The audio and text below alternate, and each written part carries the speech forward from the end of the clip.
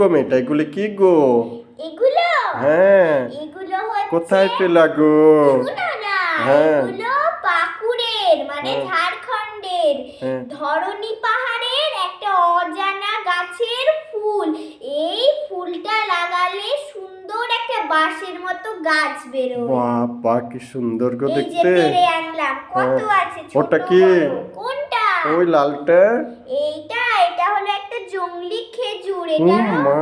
এটারও একদম ছোট ছোট গাছ হয়, দেখতে খুব সুন্দর। আর ওইটা? এটা হ্যাঁ। এটা একটা অজানা ফল, এটা আমি জানি না, এটা ধরণী পাহাড়ে। আর ওইটা? এটা হ্যাঁ। এটা হলো জংলি কুল, এটা খেতে খুব মিষ্টি। খাইছো এই যে, তুমি? হ্যাঁ। আর এগুলি?